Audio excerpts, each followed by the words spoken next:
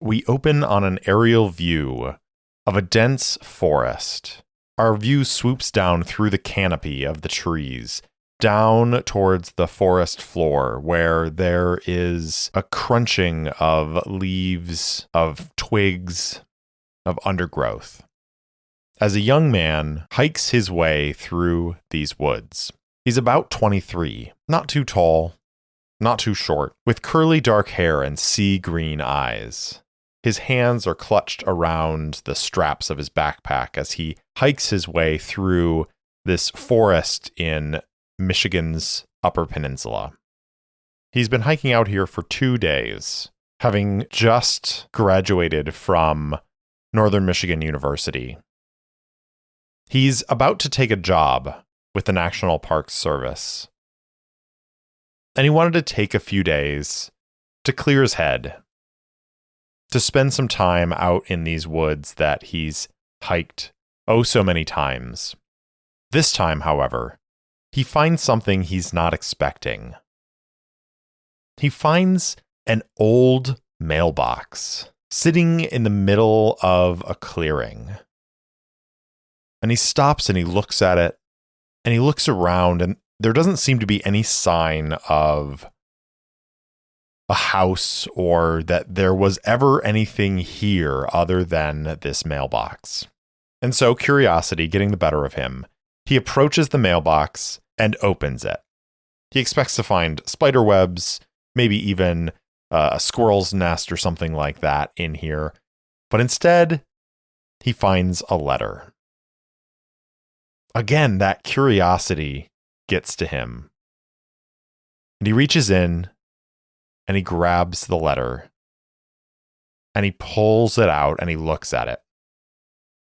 The paper itself does not seem to be worn by time.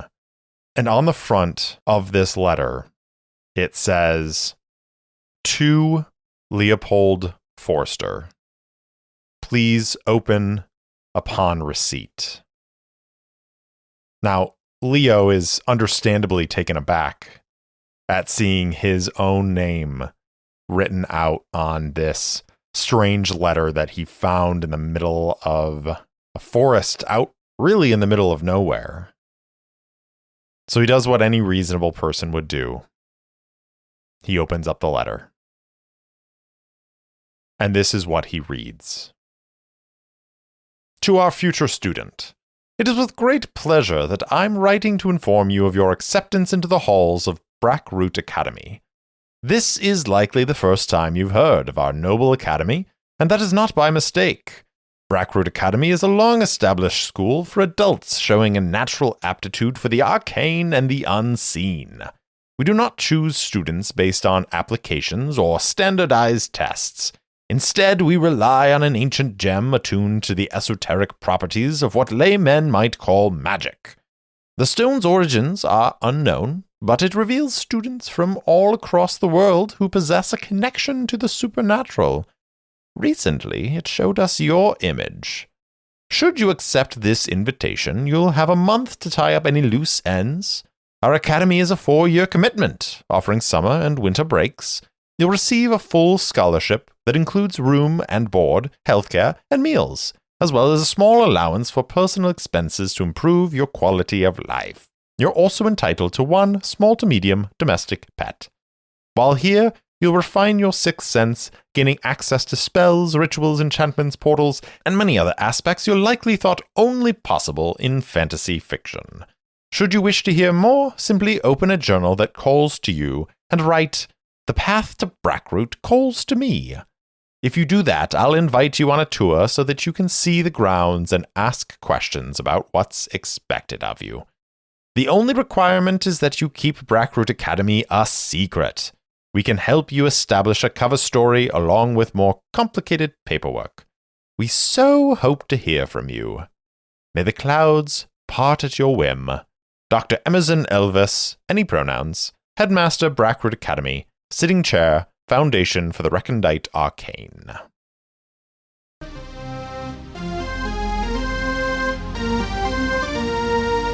Welcome back for another episode of Errant Adventures, the solo actual play podcast where stories are told at the speed of dice. With me, Steve Morrison, your game master and solo player. Now come on, let's grab the dice and see where our story goes.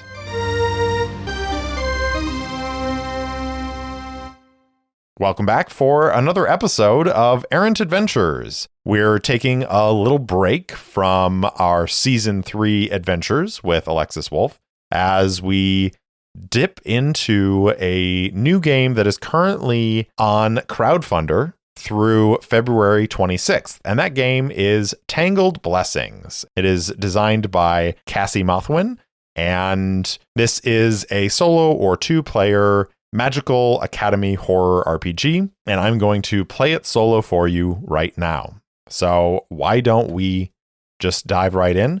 We've already done a little bit of background work here as I have started creating my character, and that character that I'm going to be playing is Leopold Forrester, he, him.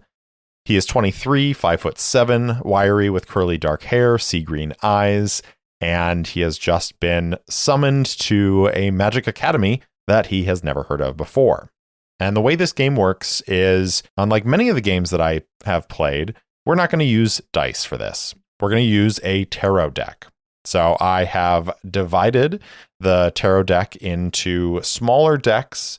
Each are going to represent a school year. And the idea behind this is that Leopold is on the cusp of his graduation day. So we're jumping forward in time a few years, and he's on the cusp of graduation, and we are going to use our tarot deck and draw cards and read prompts in order to reminisce on his time at Brackroot Academy. So when you're creating a character within Tangled Blessings, you are going to answer a few questions. What is your name and pronouns? How did you receive the letter from the headmaster? What loose ends did you have to tie up? What do you hope to gain by becoming a mage? How did the speaking gem talk to you in dreams? So I've answered the first two, and I think the loose ends that Leopold has to tie up are that he's going to dip out of this job at the National Park Service that he just took. And I think that's going to create some confusion for his family. But with Brackroot Academy's help, he is going to convince them that he has been accepted to a specialty graduate program that will lead to better jobs in the future. What does he hope to gain by becoming a mage? He wants to find magical ways to help the environment heal from human interference. He has a BS in environmental science from NMU, and the care of the earth is incredibly important to him. And then the final question is, how did the speaking gem talk to him in dreams?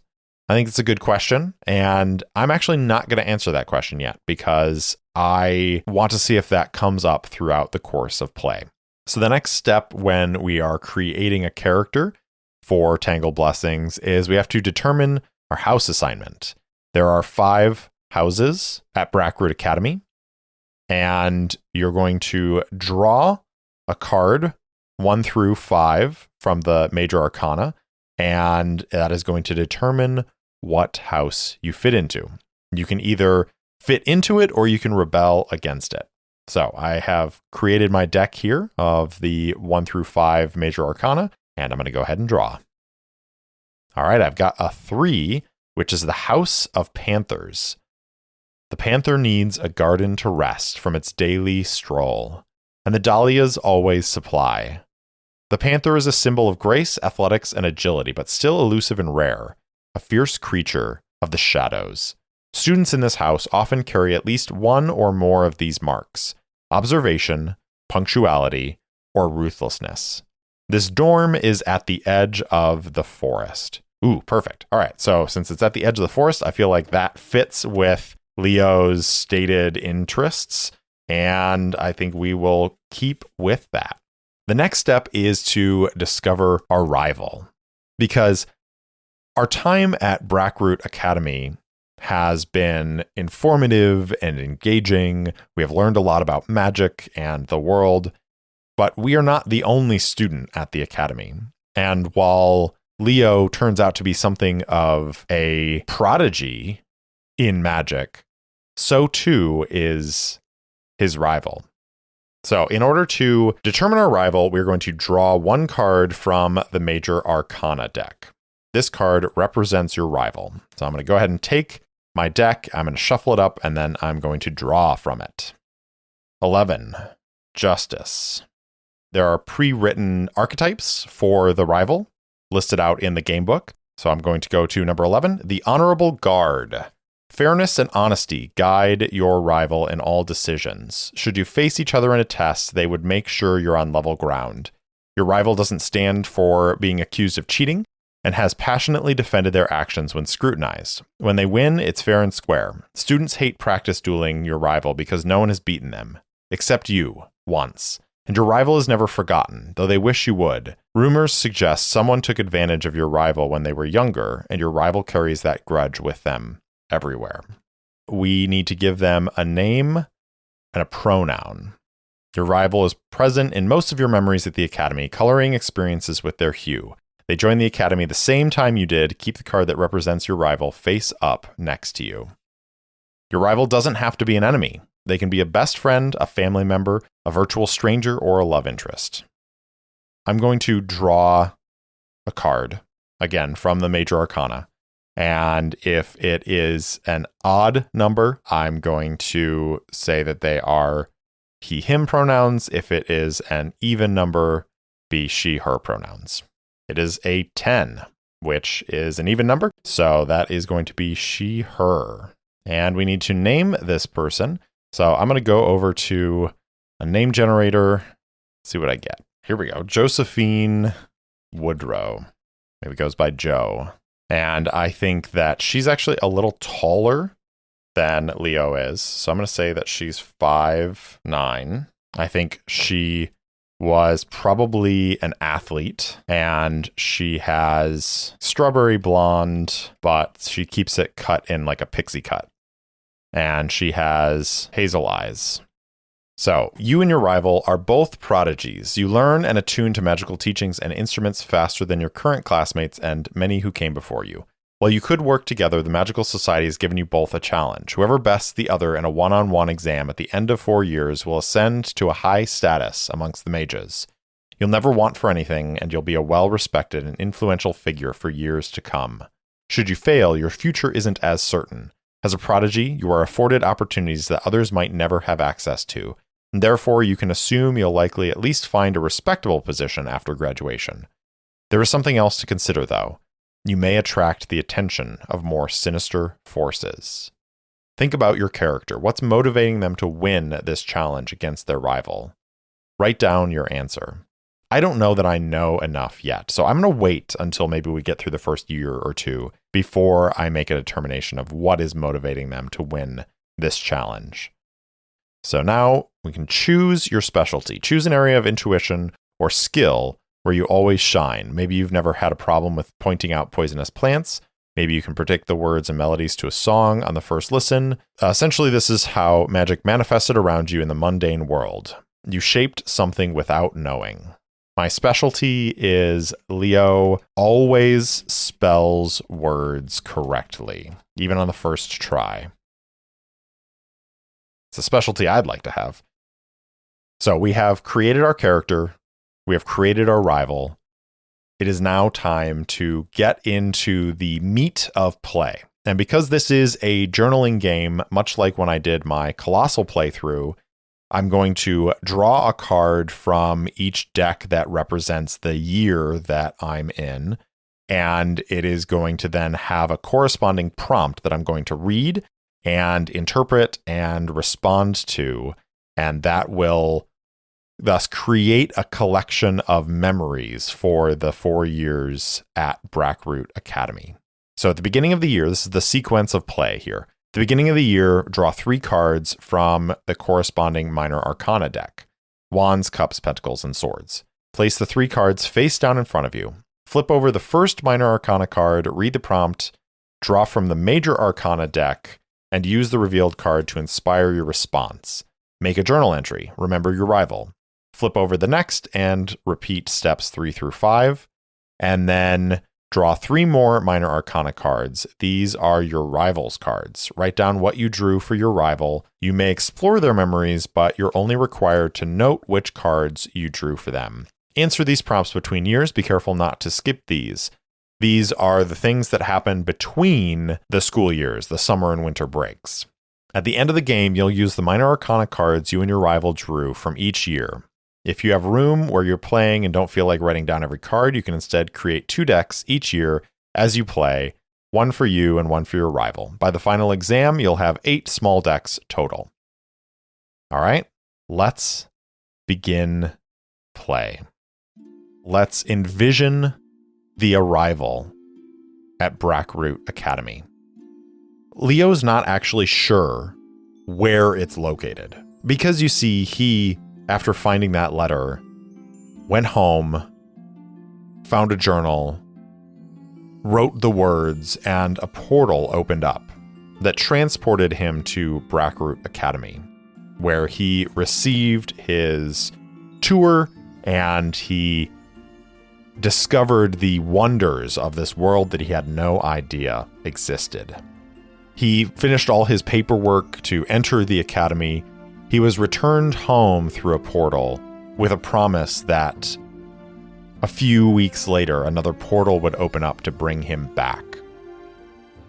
On the day, his suitcase is packed up, portal opens, he steps through and he finds himself standing by a fountain. Behind him, there is an open gate, and it almost looks like there's a road leading to Brackroot Academy, but he doesn't know where that road leads.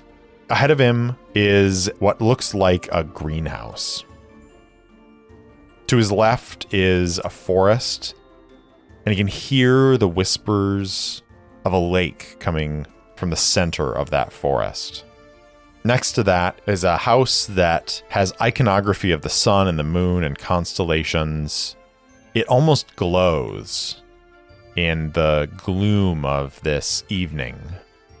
There's a passage that leads up and across a drawbridge to the academy itself, standing on an outcropping over a lake. Across the lake are 2 other notable things. There's a chapel and a graveyard, and there is another house. A house nestled just inside the forest that feels so foreboding. Leo is escorted up to the academy, and as many of the others have before him, stands before the speaking gem. And the speaking gem shows him a dream that he's had since he was a child. He dreamed of walking through a forest and finding a panther there who summoned him, who called to him, who urged him to walk the earth and heal its forests. It's a dream that has lived with him since he was a child. It is a dream that drove him to his interests in environmental sciences. He did not know it, but it is the dream that guided him here to Brackroot Academy. And so he begins his school year. As a first year, he has lots to learn. His days were filled with discovery and wonder, as well as moments crawling with turmoil and regret. Let us take stock of those days as I draw 1, 2, 3 cards. The first card is the 2 of Wands. Elemental magic is beyond most first-year students. But you tamed fire as though you've danced in flames your whole life. Your eyes turned golden, and now forever glow orange, seemingly never dimming. A reclusive professor marked your success with snide comments, insinuating you didn't deserve your abilities. Who was this professor, and what subject did they teach? What did you do to display your new abilities? So we drew the Minor Arcana, we've got our prompt, And next, we're going to draw a major arcana, and that is going to prompt us in how we answer these questions, how we deal with these things. A 7, the Chariot.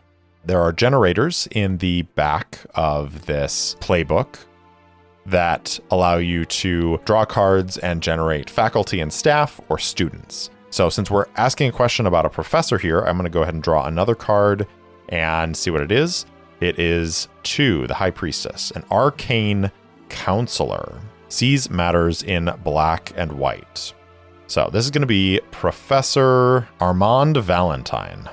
There's a name. Armand Valentine sees things in black and white.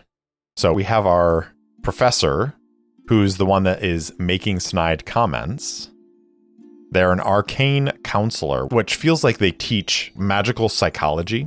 And the professor observing Leo taming the fire oh so easily. He makes snide comments about how the only way a first year could tame fire like that is if he was a pyromaniac and was someone who played with fire when they were a child, and that he was surprised that if Leo's parents were still alive, that they hadn't been killed in a fire.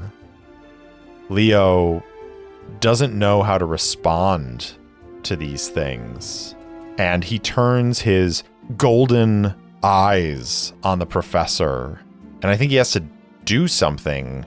He responds, he reacts to this statement.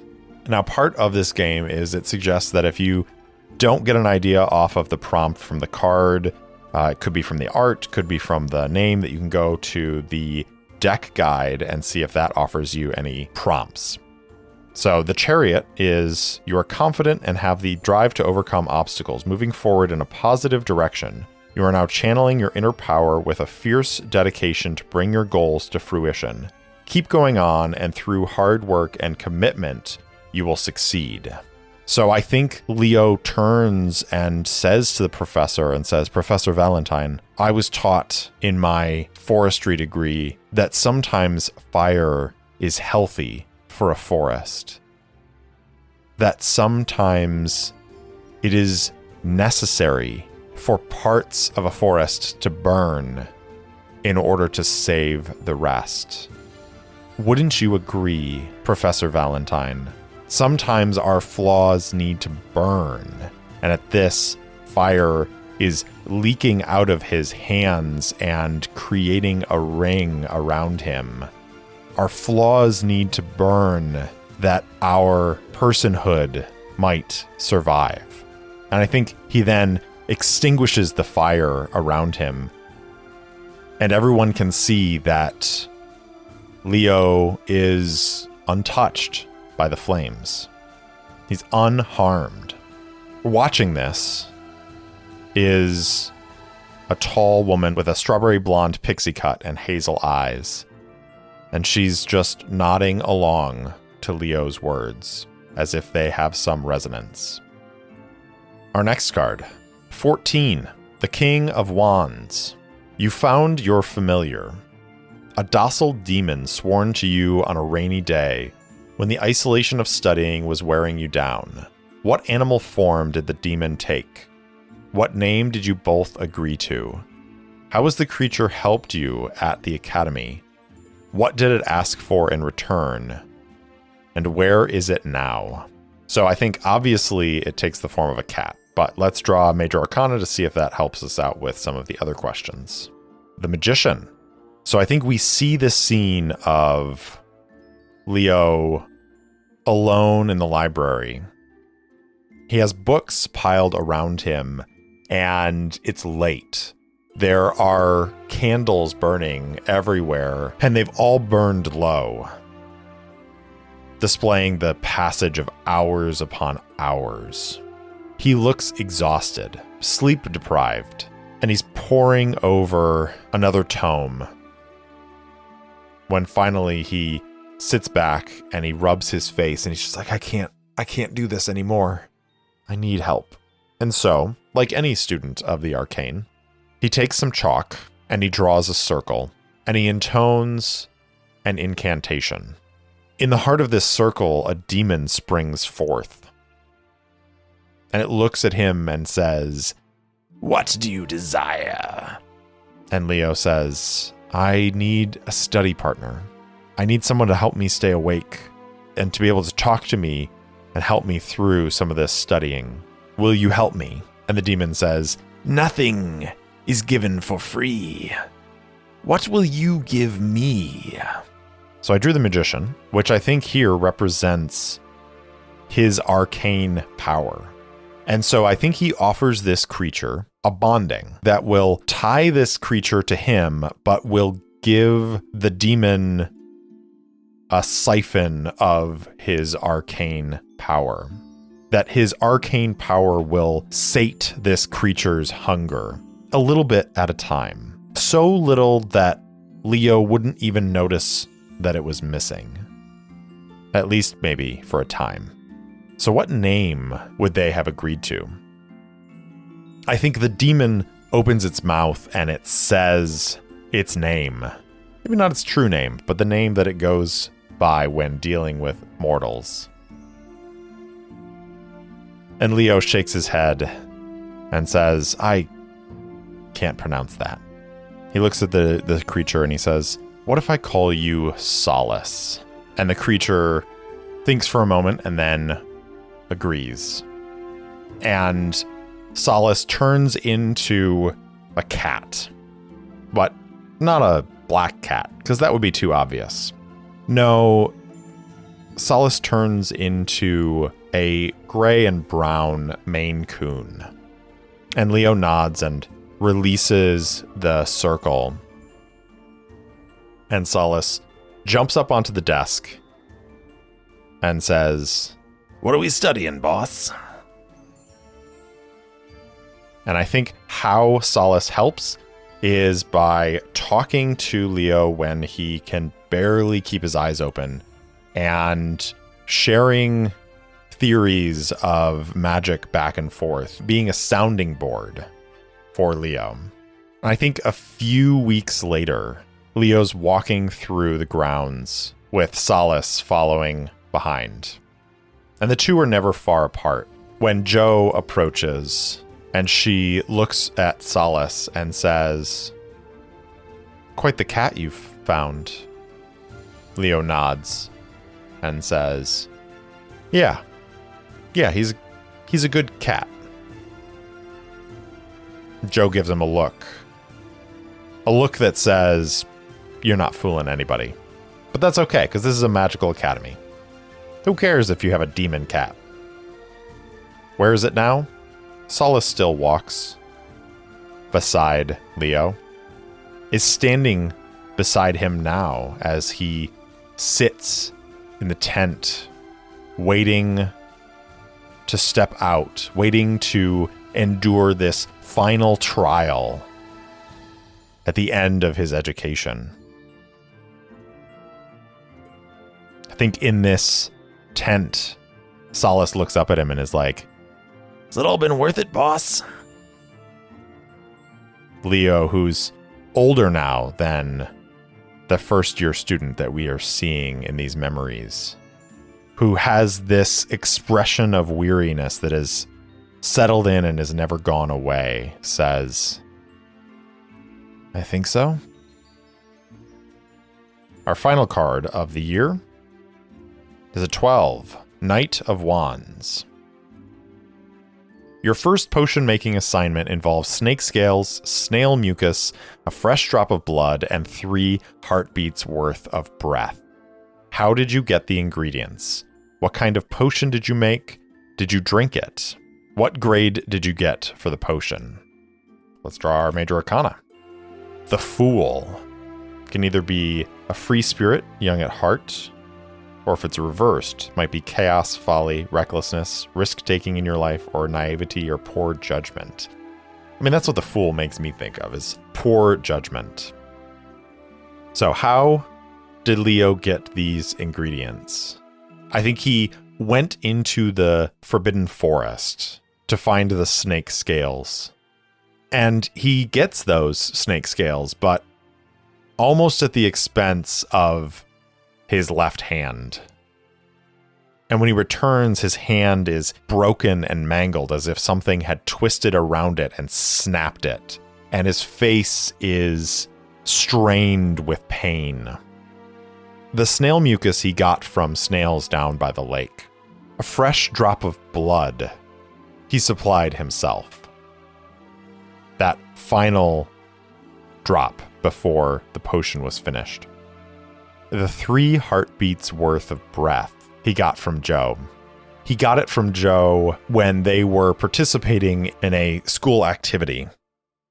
A race through the Forbidden Forest. They were racing side by side, leading the pack, when through the forest came a large, angry bear.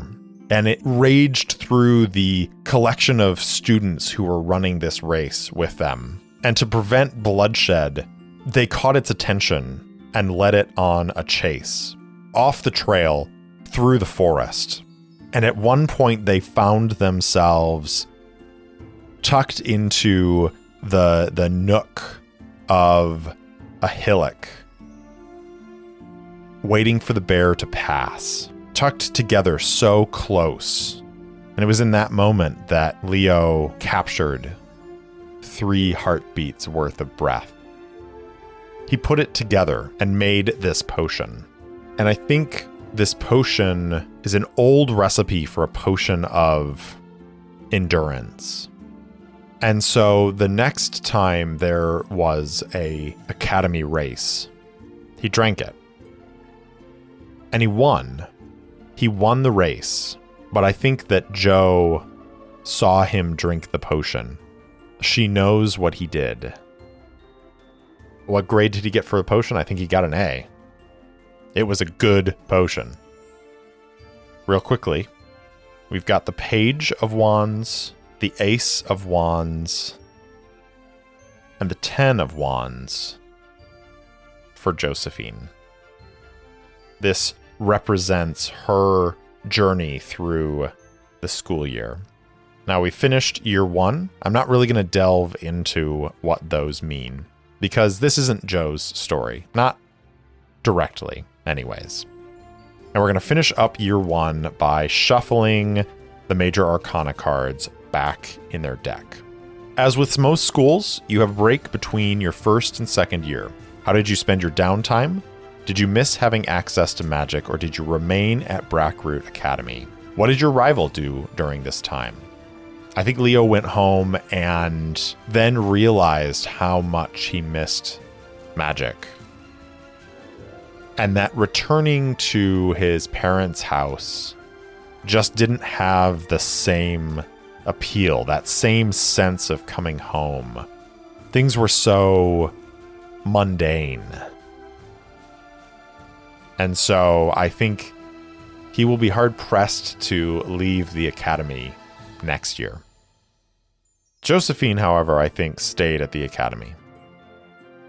I don't think she went home. I don't know that she has a home to go to in the same way that Leo does.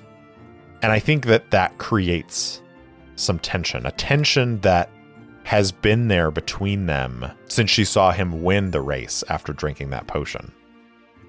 Because when Leo gets back, he realizes that Joe had a couple months access to the library and the ability to study and continue to practice her magics. And maybe she's getting ahead of him. Maybe we see a brief flicker of wind as we jump back to that tent where Leo is waiting for the final exam. And the tent flap opens just a little bit, and he can see across the open field where this exam will take place, and he sees the tent on the other side, and he knows that Joe is sitting inside waiting, just like he is. And I think he wonders, did those 3 months make the difference? Did they put her in a position where she can defeat him here and now. In year 2, things take a darker turn as you enter the second year. We now draw from the deck of cups. Once again, draw 3 cards. Reveal them one at a time. 6 of Cups. During an afternoon stroll around the campus lake, a shocking magical force launched you above the center of it. Right as you dropped into the water, you saw someone on the shore. The water rushed around you and bargained for the last words you'll ever speak in exchange for your release. Your lips forever have a blue tint to them as a result of this bargain. Who did you see on the shore? Which words did you give up? Did you tell anyone about the lake? And did they believe you? The Wheel of Fortune is my major arcana. The wheel is always turning, and life is in a state of constant change. If you're going through a difficult time, rest assured that it will get better. Good luck and good fortune will return in time. If things are going well, know this, too, will change, and life may return to normal soon. Who did you see on the shore? Is it Joe, or is it the professor? Does the professor have a grudge? I think that may be so. I think after the display of control of fire, the professor has a grudge against this uppity prodigy student. And so, at least in Leo's mind, Professor Valentine cast some magic on the lake to make this happen. What words did Leo give up? The words that Leo said, those fated words that are now destined to be his last, stolen by this lake, are, I don't want to go. Did you tell anyone about the lake, and did they believe you? No, I don't think he tells anyone about the lake, because who would believe that Professor Armand Valentine would try to kill a student in such a shocking way? But I think Joe sees the blue tint to his lips, and there's a brief moment where they're passing, and she stops and she says, "Are you all right?" He nods tersely and says, "Yeah." And she says, "If you ever want to talk about what happened, you know where to find me." And Leo, maybe too proud, too overwhelmed, just nods again and moves on. Our next card, the 10 of Cups. Your favorite professor was ousted from the academy after it was revealed they had ties to an association attempting to gain control of the school. Before they were escorted away, they entrusted you with a small sealed chest. Who was the professor? What did they teach? How did you get the chest open, and what did you find inside? Let's draw another professor here. 12. Professor of History. Professor Dalton, Nina Dalton. She entrusted Leo with a sealed chest. Let's draw our major arcana for this here. The Hermit. He was entrusted with this chest, and he's becoming more and more secretive as he experiences magic at Blackroot Academy. And so he tucks away with only himself and solace. And he spends hours trying to pick the lock, and it doesn't work. And then he spends hours upon hours trying to unseal the lock with magic. And finally, after almost 3 days, he finds the right incantation, and he unlocks it. And when he opens the chest, he looks inside, and he sees a small lantern. It is nestled in a velvet cushion, just waiting to be picked up. And he does. He picks it up. And as he draws it out of the chest, light begins to glow from it. And for a brief moment, he sees shapes on the walls beginning to move, as if there are figures approaching him, walking towards him. And he quickly puts it back into the box and seals it away again. Last card of the year. The Page of Cups. You lost your reflection. At first you didn't notice, and another student had to point it out to you. The student suggested your reflection had been stolen by someone wishing to impersonate you, and to lure it back you'd have to steal someone else's to make your reflection jealous. Whose reflection did you steal? When your reflection returned, did it reveal what kept it away? Who stole it, and what did they do while impersonating you? Our major arcana is the Fool again. Oh, Leo, you keep doing reckless things. So of course he steals Josephine's reflection. And I think the way he does that is they are in an astronomy class together, studying the movement of the stars and the ways in which they can use magic to affect the movements of the stars. And Leo brings out a small mirror and uses it to catch some of that starlight and reflects it on Jo's face. She doesn't notice, but when Leo looks into the mirror, he sees her face looking back at him. It's unsettling at first. Then a day passes, 2 days pass, and he becomes more and more comfortable with it. Leo does a lot of things alone, and I think having Josephine's reflection look back at him in the mirror makes him feel less solitary, less alone. And then one day he looks in the mirror, and there are 2 reflections looking back, Josephine's and his own. And his own looks unhappy. It keeps side-eyeing Josephine's reflection. And so Leo does what any reasonable mage would do. He asks where his reflection has been. The reflection doesn't reply, but it does look to that small chest where that lamp that Professor Dalton gave to him for safekeeping is hiding. And the reflection raises an eyebrow. Let us draw 3 cups for Jo's year. The Ace of Cups, the Knight of Cups, and the 3 of Cups. The last month of the school year, you have strange dreams. The dreams became clearer as time wore on, and you realized it was the speaking gem calling to you. One night, you couldn't resist it any longer, and felt compelled to visit the speaking gem after midnight. It showed you a secret path where others couldn't follow you. Josephine arrived the same time you did. You both touched the speaking gem simultaneously, and it said, "What you seek is hidden in the Grand Rotunda." The Grand Rotunda rests on a natural platform near the south end of campus. Did you visit the Rotunda, or did you let your rival go alone? If you visited, what did you find hidden in the Rotunda?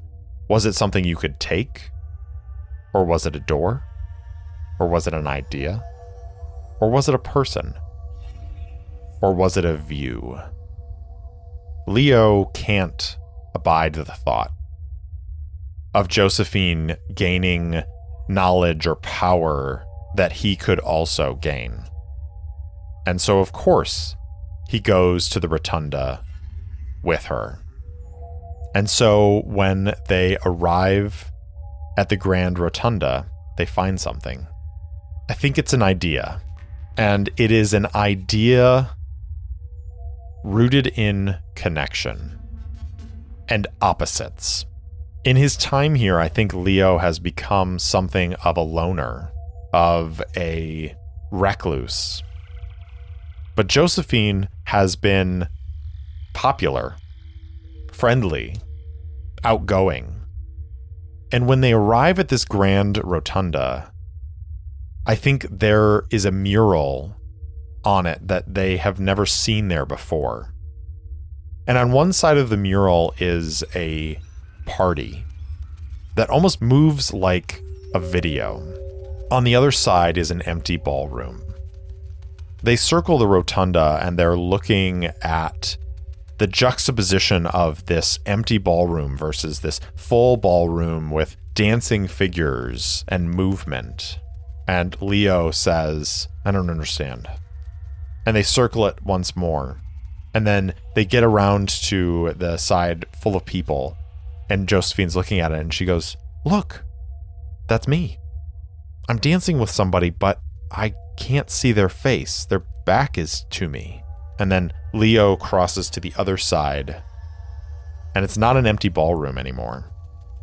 He's there, but only he is in that ballroom. And yet it seems as though he's dancing. It's time to begin year 3.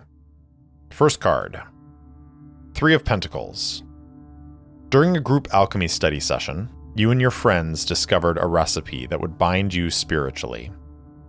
You'd always be able to find each other, know if one of you was lying, and be in tune with your friend's emotions. The recipe required the heart of a dove, a baby eel, a drop of your blood, and a small portion of your soul. The others were on board.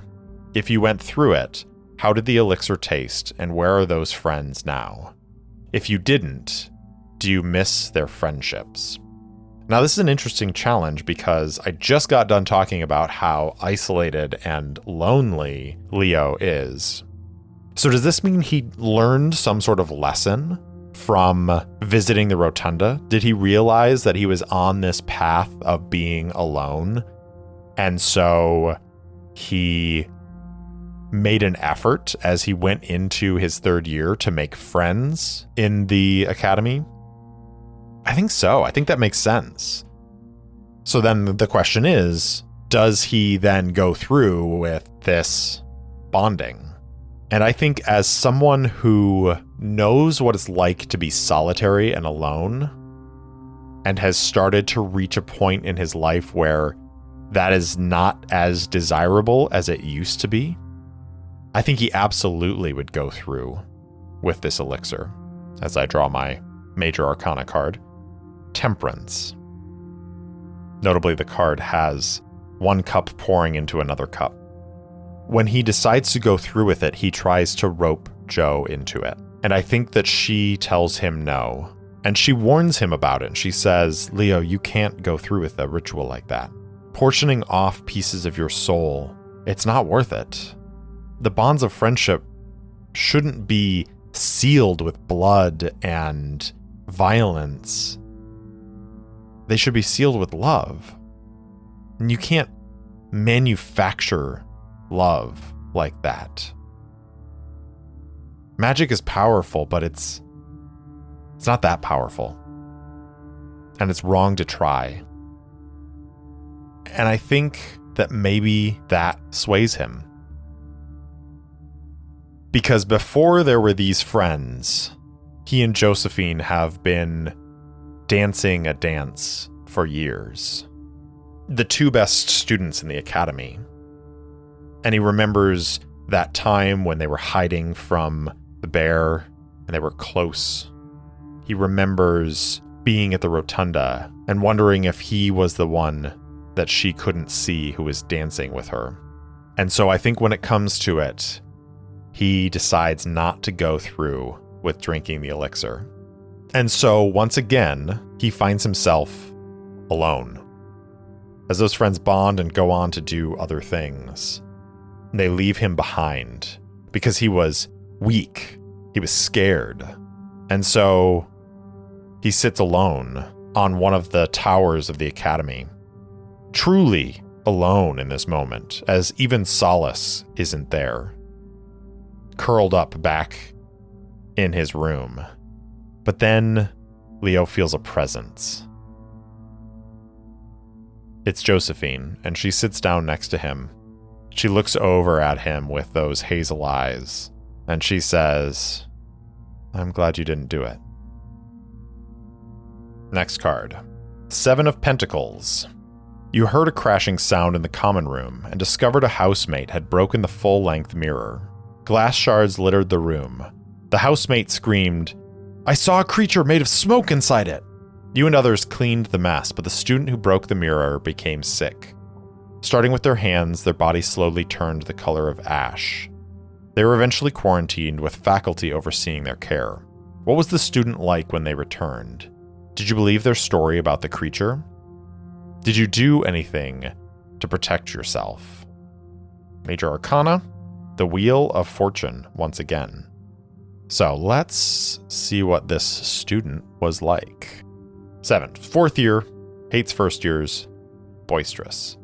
That's what they were when they went into quarantine. When they returned, they were sullen and quiet and stayed away from others. And there was always a sort of ashiness to their skin that never quite went away. Leo, suspecting, went into his room and discovered that that small chest that he's been hiding had been tampered with. And he suspected that that student had opened up the chest and pulled out the lantern. So, of course, he believes the story. And he weaves an intricate ward around that chest. He thinks for a moment about disposing of it, of getting rid of it. But he can't. Something is preventing him from doing so. But he can certainly keep it from being opened again. And that's what he does. And I think in order to make it more secure, he even brings Jo in. He doesn't tell her what's inside of it, but he expresses some of his concerns, and she also creates a ward around it so that it should be protected from anyone in the school. Final card of the year. The King of Pentacles. The fountain at the center of the campus courtyard supposedly grants wishes, and a group of your friends dared you to make one. They all made wishes as well, each tossing in a coin of pure silver. Your friends didn't notice, but you saw that all the reflections in the water had red eyes. Briefly, your reflections detached from your bodies and picked up the tossed coins. Your friends' reflections handed their coins to your reflection, and when you opened your real palm, you found the once tossed coins covered in blood. What did you wish for? What did you do with the coins? So I think this represents a time after this ritual that he turned down where he felt alone. And then he and Jo started spending more time together as she was happy for him that he didn't undergo that ritual. He started to gain more friends after that, seeing him hanging out with the ever cool Josephine. When a group of them, including Jo, go and toss them in, I think that Leo, once again, feeling a bit of fear about being lonely and that he's only welcome in this place because of Josephine, wishes for these friends to be true friends and that they would never abandon him. And I think he especially wished for Josephine to never abandon him. And so when he tossed in the coins and he sees the red eyes and he opens his hand and the coins are bloody in the palm of his hand, he looks around and all the other friends are laughing and talking with each other, except for Josephine, who saw it too, and looks over at him, and there is an expression of worry on her face as she sees the blood dripping from his hand. She finds him after, and she says, "Leo, you can't keep those coins. I told you this already. You can't force people to be friends with you." And Leo says, "How do you know what I wish for?" And she smiles and places a hand on his shoulder and says, "Come on, we've known each other long enough now.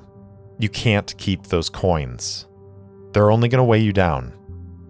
And he looks back at her and says, "What should I do with them?" And she says, "Let's take them out into the forest and bury them." And drawing my Major Arcana, get the world.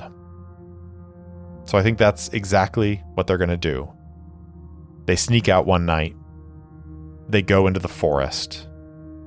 And they bury these coins that are stained with blood. And Leo releases them back to the earth.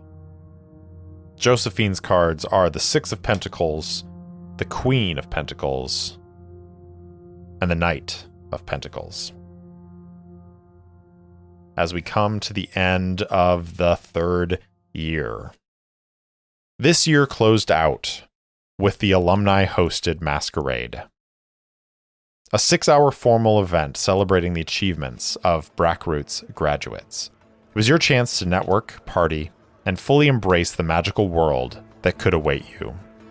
Who did you go to the ball with? Who did you dance with? Who surprised you? And who was escorted out? Leo absolutely asked Josephine to go to the ball.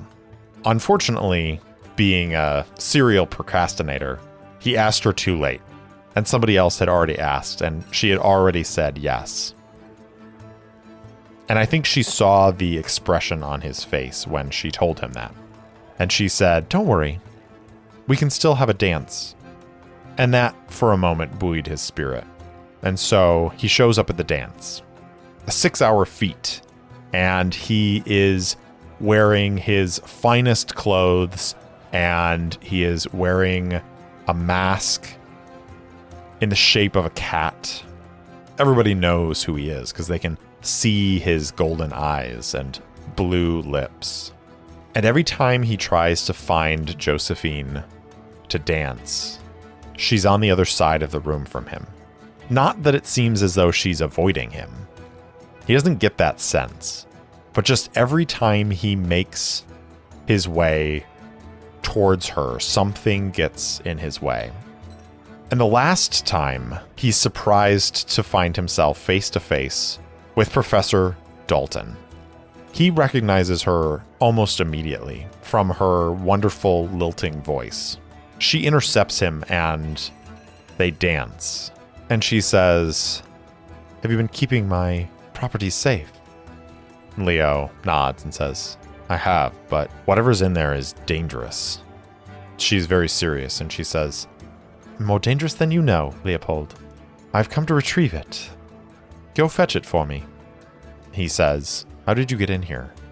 She smiles and says, "The fools throw a masquerade every year. You don't think that someone might try to sneak in during a masquerade? Little magic here and there gets you where you need to go. Now, get me my chest." Leo, feeling a certain sense of relief at no longer being weighed down by this thing, goes to fetch it. And when he steps out into the hall, he finds the body of the ash-skinned student, his housemate who saw the shadow in the mirror. The student is laying there dead, eyes wide open, skin more pale even than the ashiness that it had been, a blistering wound in their chest.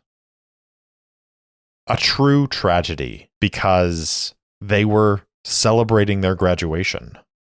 They were celebrating the end of their time here. And so Leo returns back to the hall and finds the headmaster and informs him, and the professors rush out into the hall.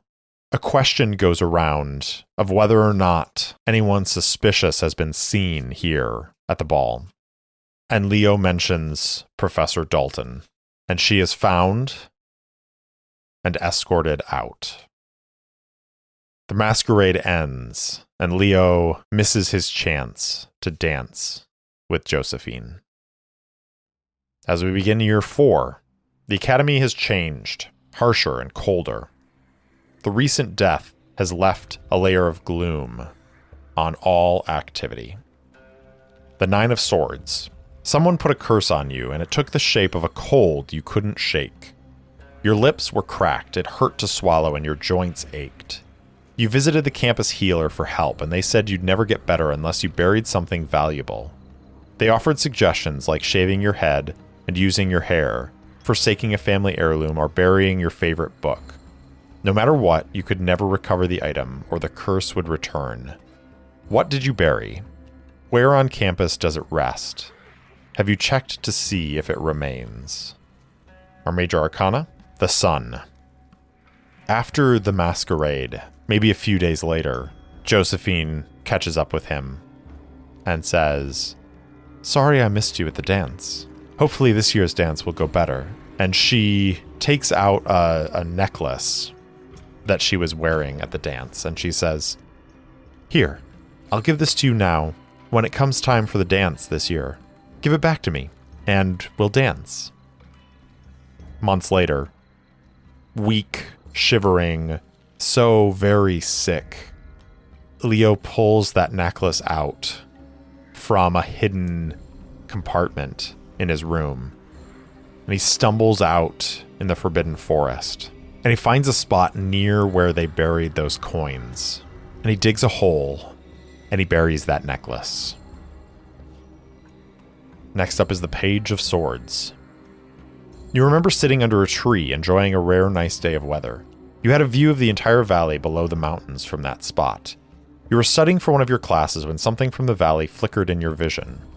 When you finally turned to look, you saw a group of mages holding swords to the sky as a dark portal opened above them. Suddenly, a bright light flashed across the land, forcing you to close your eyes. When you looked again, the mages in the portal were gone, but the book you were reading had a new page. What did the page say? Did you see a vision of the past, a glimpse into the future, or a warning? Strength is the major arcana.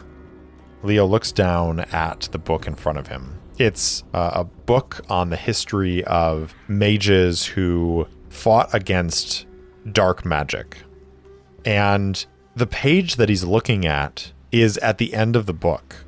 It's like the book sort of fell out of his hands a little bit when he saw this vision, and then when he picked it back up again, the back flap opened up, and the last page in there shows an image of a dozen mages wielding swords. They are called the Shadowbane. And as he reads the page, it tells of this group of mages who travel around fighting off the increasingly common occurrence of dark portals opening up and shadow creatures emerging from them and turning people to ash. And he looks through this page and he's reading through the details, and then he gets to the bottom of the page and it says, half of the order was wiped out when a dark portal opened up at Brackroot Academy in 2039. Looking at the list of Shadowbane mages, he sees one name that comes to light. It is Josephine Woodrow. Final card. Six of Swords. A ghost came to you while you were alone in your room. The phantom told you of a path to hell that had been revealed, and said that someone was waiting for you at the end of it. The ghost beseeched that you follow them and warned that the path would require to give up your ability to forgive, but that you'd also find answers to your questions. Where did they lead you? Did you follow the path? If so, who waited for you at the end? What did they reveal? I drew the devil, which probably means he's going down that path. So he rises up and he follows the ghost through the halls of Brackroot Academy. He follows them to that great rotunda. That mural that they had seen when Joe and himself were there is gone. Instead, there's a dark archway. And the ghost comes to it and says, "If you follow me, you will no longer be able to forgive, but you will find answers to your questions." And so he follows the ghost down the path. Down the path to hell. Now, we could say the devil's waiting for him at the end, but I don't think that's the case. In fact, I think it's that student who was murdered. And Leo says, "Charlie, what are you doing down here? You don't deserve this. Do you know who killed you? Can you tell me who killed you?" And I think Charlie says, "Watch the shadows. Leo, watch the shadows. They dance. They dance in the shadows. And they wait for you, as they waited for me. Don't let them get to you. Don't let them steal what is true. Reject it. Be free of it." And Leo says, "Charlie, who killed you? Did you see their face?" And Charlie says, "The shadows, Leo. It's the shadows." And so Leo returns to the land of the living. He walks the halls back back towards his room. And of course, he bumps into Josephine. She looks at him and she says, "Are you all right? You look pale. You look like you've seen a ghost." Leo laughs, though there's very little humor in that laugh. And he says, "Maybe I did." And then he thinks about that box. And he thinks about the lantern inside and the association that Professor Dalton was part of that was trying to take over the school. And the fact that she was present when Charlie was killed. Could all those things be tied together? Could this society be the cause of these shadows coming into the world? So many questions, and yet graduation is oh so close. Josephine's cards for the 4th year are the 8 of Swords, the 2 of Swords, and the 10 of Swords. It's time for the final exam. Dawn arrives and closes out your study session. You and your rival gather, locking eyes before the first section of the exam begins. The Academy has prepared a makeshift stage to display your abilities for all. After watching you two grow in power and stature the last 4 years, every instructor is seated and ready to see you face each other. Mages from outside the school are in attendance too, as well as current students. Everything is led to this moment. Will you be bested by your rival, or will you prevail as one of the greatest students this academy has ever seen? Do you feel like you've studied enough? Do you trust your rival to play fair? Are you nervous? Do you even want to win? The exam pits you and your rival against each other for the duration of 4 complex tasks. Part 1, Spells and Curses. A showcase of wand flourishes and magical tethering, control of the mystical energy and the caster's will. So to determine the results of these tests, we are going to take the decks from each year, and we're going to shuffle them individually, and then draw a card. The winner of the card will be the card with the higher value.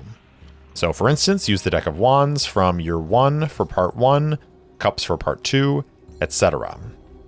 So the first part, spells and curses.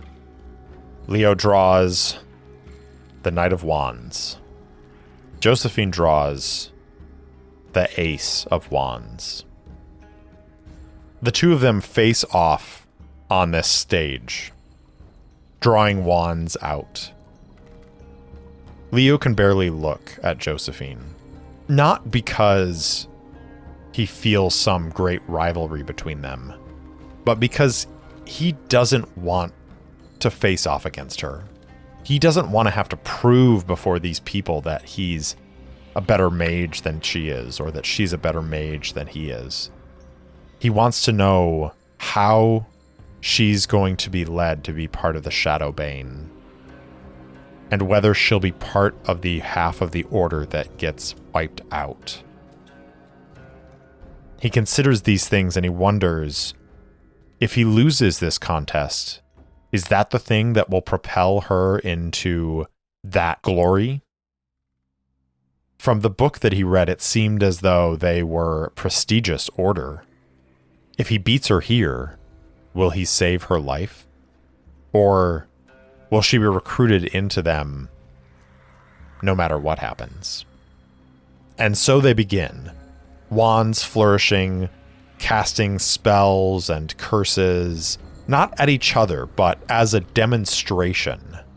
And Leopold is focused, and he wins easily.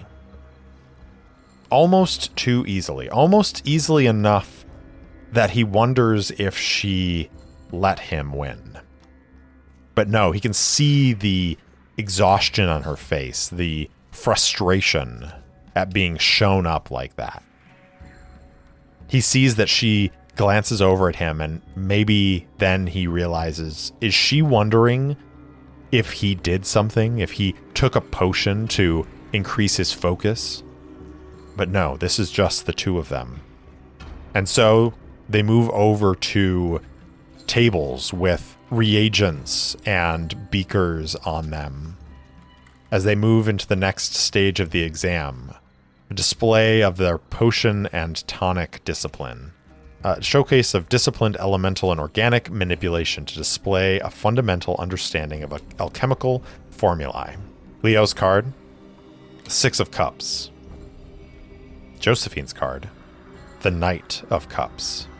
Josephine clearly outshines him in her mastery of potions and tonics. The gathered professors applaud as she completes the set task in half the time that he does. And when it's done, they turn and bow to each other. It's now 1-1 in this exam. And next, they must go on to rituals. A showcase of arcane concentration and geometry, using runic and other lost languages to manipulate time, speak with the dead, or their complex magical tasks. They begin to write out in chalk on this stage incredible designs. Leo draws the Three of Pentacles. Josephine draws the Queen of Pentacles. Her mastery of geometric designs, of languages, is unparalleled. And for the second time in a row, she defeats him. Leopold is frustrated. He feels like he's failing, not only himself, but her. Again and again, that refrain is running through the back of his mind. Is this the path that leads her to death? Does this represent my failure? As they prepare for the final part of the exam, it is a duel. A showcase of dexterity, patience, endurance, innate magical talent, and the ability to predict your opponent's next moves. They face off against each other. Josephine stands in a relaxed dueling pose. There's a half smile on her face. She's enjoying herself. Leo, on the other hand, is rigid, is tense. This is the last opportunity he has to win, to defeat her, to prove to everyone that he has the greatest magical talent. And maybe, just maybe, he can draw their attention away from her, keep her out of harm's way. And so they draw up their wands, and the duel begins. Leo's card, the Six of Swords. Josephine's card, the Eight of Swords. Leo is tense and almost angry, and he duels like it. And the smile slips from Josephine's face as she at first goes on the defensive, deflecting his curses and his spells at her.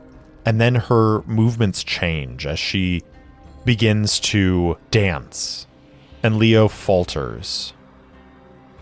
And a spell hits him in the chest and knocks him to the ground, signaling the end of the duel and his defeat. She raises her arms up above her head as everyone cheers. Then she walks over to Leo and holds out a hand to him to help him to his feet. But before she's able to reach him, the headmaster and the faculty rush to congratulate her. Visiting scholars clap her on the back. Celebrations surround you. A ceremony that follows calls the exam honorable and commends you on your spirit. Even though you didn't win, you're still a powerful magic user, and there's much you can do following graduation. As you're thinking on that, an instructor asks you for a private word before slipping you a card with only a strange symbol on the front. Where does the magic take you next? Leo walks away from Brackroot Academy. He takes that card with the strange symbol on it, and he researches that symbol, and he realizes that it belongs to the society that Professor Dalton was part of. And so he thinks that he has a chance. He has a chance to find out what was going on and try to take them down from the inside. And so he goes to a meeting, and then another one, and eventually he gets inducted into this society. And this whole time he holds on to that chest with the lantern in it. And eventually, he discovers that they are indeed trying to bring some sort of shadow creatures into the world, to summon them, to siphon their power, to give themselves the ability to overcome whatever challenges the magic world might have for them, to gain power in their society. And Leo helps them. He helps them because he feels like he needs to get in deep enough so that they trust him, so that he can turn on them and stop them. And so he does things that he's not proud of. He burns down forests. He uproots people from their homes. He kills. And with every step, he feels as though he is falling farther and farther away from who he was, from what he wanted to achieve. But he can't turn back. He can't stop. Because always in the back of his mind, there's Josephine. And so one day, he is with a group of these society members as they open a dark portal outside of Brackroot Academy. And these shadow creatures emerge from the portal. And suddenly mages appear, stepping out of smaller portals with swords in hand, and they fight the shadow creatures back. And they fight the members of the society. And Leo is there when he catches sight of Josephine. How far in is he? Does he have the chance to turn back from this path that he's stumbled down? Does he hold a grudge against Josephine for winning? Because remember, he can't forgive anymore. I'm going to draw a major arcana. If it's even, he has not gone too far. He can still be saved. If it's odd, well. The 10, again.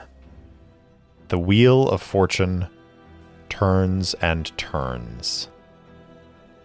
He sees Josephine across the open space, Brackroot Academy looming in the background, as she is fighting off a couple of these shadow creatures.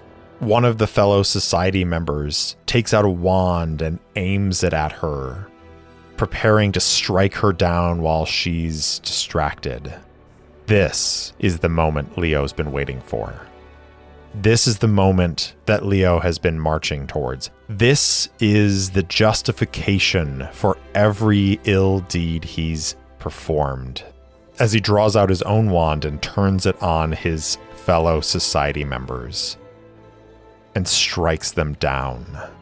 The society is defeated. The shadow creatures are chased away. And a group of mages with swords stand around a dark portal, their swords held high, closing it, cleansing this rift.